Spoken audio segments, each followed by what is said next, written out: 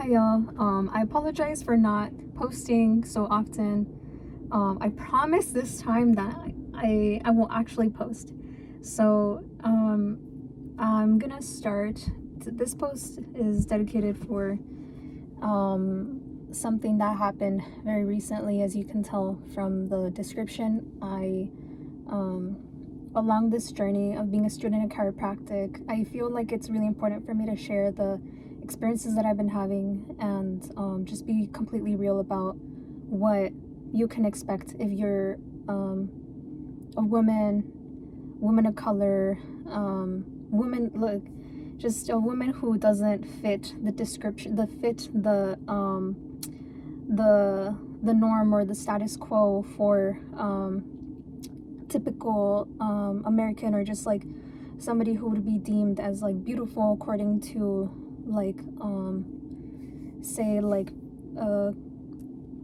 yeah, just someone who doesn't follow the status quo, a woman who is very like submissive and just lets herself be taken advantage of. But I'm not here to do that. I'm here to dismantle all of that, and it's really scary for me to talk about it because you know, lately the status quo. I grew up in 1997, and I feel like we're just so used to. I grew up seeing like American Pie or like a lot of like inappropriate movies that I saw around me in the media, and I read magazines, and they would always talk about like what's more beautiful. And you know, it wasn't until like junior high that I realized that with that Dove commercial where they show how pictures and videos can actually be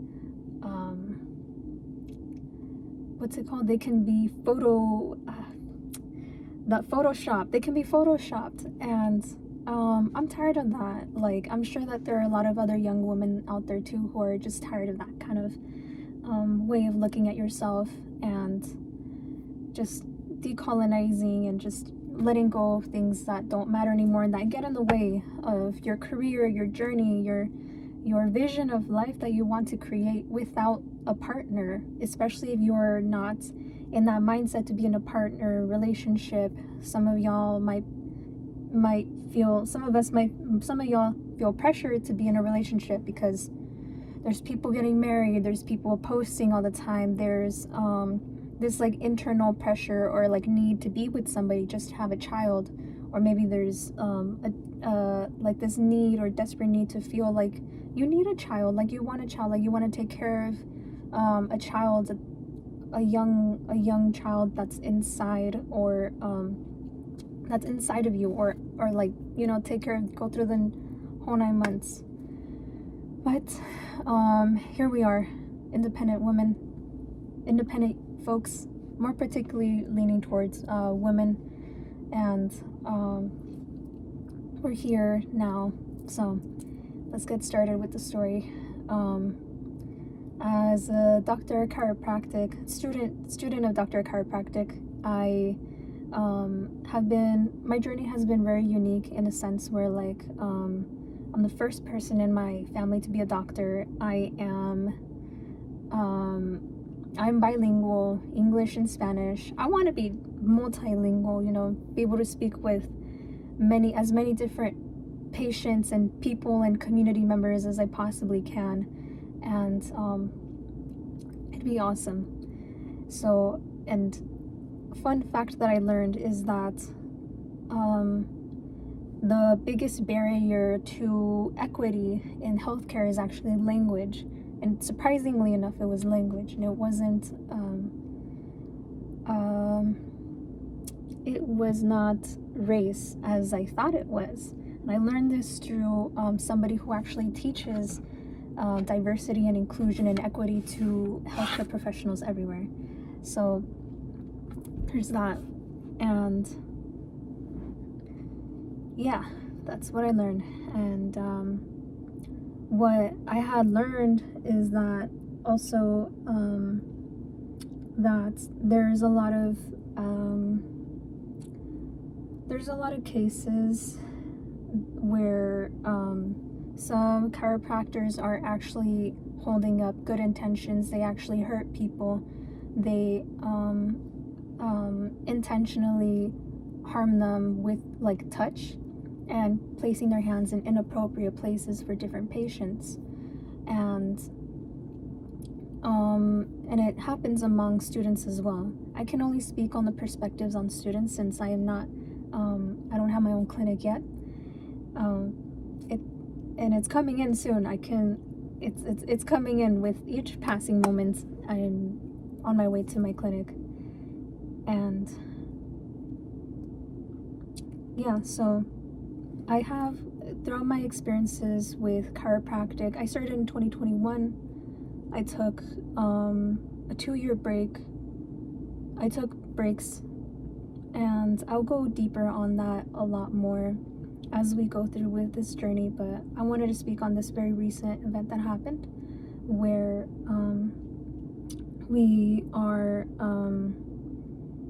where some of us might be experiencing inappropriate like catcalling or inappropriate just like attention from classmates or other students on campus who are definitely not, I wouldn't say not in your league, but I would say more like older men, older people, a lot older people who get a little bit touchy, take advantage of the fact that you are alone and vulnerable, and try to it's a lot of predatory behavior that occurred for myself in this throughout this journey as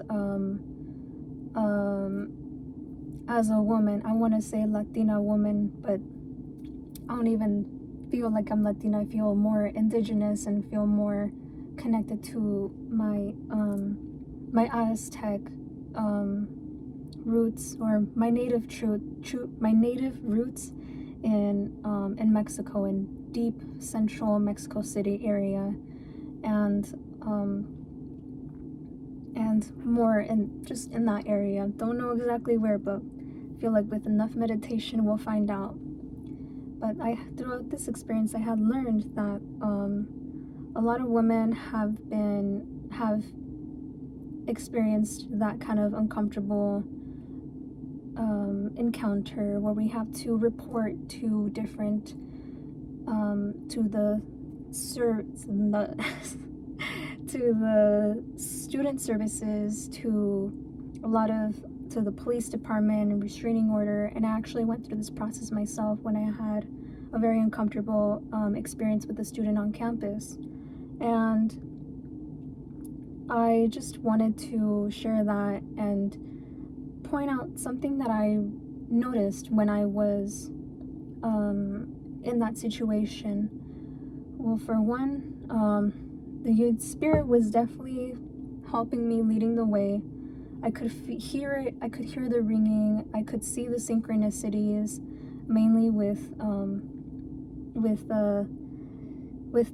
way that the universe speaks to me, that only I can understand, which is how I understand now that's how the universe speaks to you, in a way that touches your heart, in a way that that feels familiar, but also kind of mystical.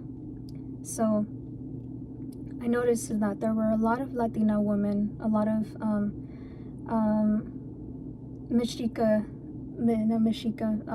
mestizo women who were also applying for a restraining order. And that was really eye-opening to me, because it wasn't just people who were student of chiropractors. There was a much older lady who looked like a grandma, and there was even a teenage girl who was there with her mom, and her mom was helping her with the restraining order. And then there was I just saw people from different walks of life, and